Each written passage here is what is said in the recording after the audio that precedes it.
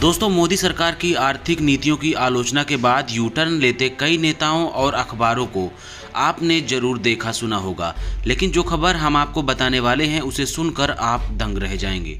दरअसल कल सुबह आरबीआई की टीम ने एक बुलेटिन प्रकाशित कर मोदी सरकार के द्वारा किए जा रहे बैंकों के निजीकरण को खतरनाक बताया।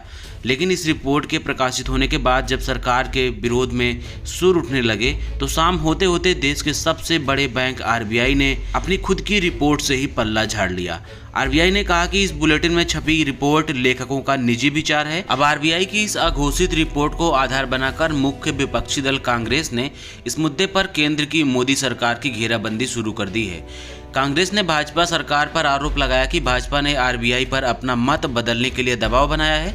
कांग्रेस ने बैंकों के निजीकरण के मुद्दे पर सरकार से श्वेत पत्र जारी करने की भी मांग कर दी है।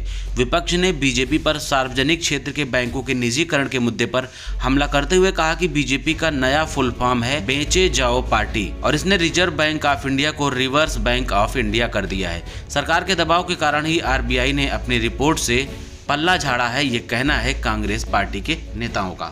दोस्तों, अगर हम आप आरबीआई के स्पष्टीकरण पर गौर करें तो ये साफ नजर आता है कि संस्थान अवश्य ही किसी न किसी तरह के दबाव झेल रहा है, क्योंकि ये रिपोर्ट आरबीआई स्वयं जारी करता है और इस बुलेटिन के लिए आरबीआई की एक टीम स्वयं काम करती है। ऐसे बुलेटिन और रिपोर्ट को बाकायदा कई दिनों रिसर्च और एनालिसिस करने के बाद ही जारी किया जाता है।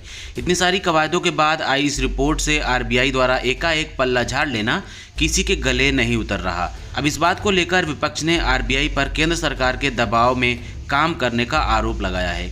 आरबीआई ने सरकारी बैंकों के निजीकरण के मसले पर अपने बुलेटिन में प्रकाशित लेख से जुड़ी खबरों पर स्पष्टीकरण जारी करते हुए कहा, कुछ खबरों के हवाले से यह निष्कर्ष निकाला गया कि रिजर्व बैंक सरकारी बैंकों के निजीकरण के खिलाफ है, जो कि सही नहीं है।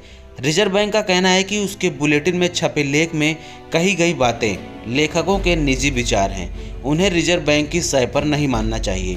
तो अब ये सवाल उठता है कि अगर बुलेटिन में प्रकाशित ये लेख में कही गई बातें लेखकों के निजी विचार हैं तो यह लेखक कौन है, कहाँ से आए हैं, इन्हें ये बुलेटिन तैयार करने की जिम्मेदारी किसने दे दी?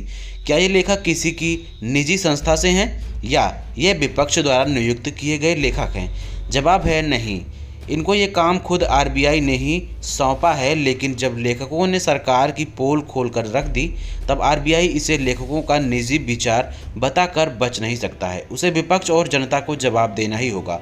दोस्तों, आपको क्या लगता है, क्या आरबीआई यह स्पष्टीकरण सरकार के दबाव में आकर दे रहा है? अपनी प्रतिक्रिया आप हमें इस वीडियो के कमेंट बॉक्स में लिखिए। धन्यवाद।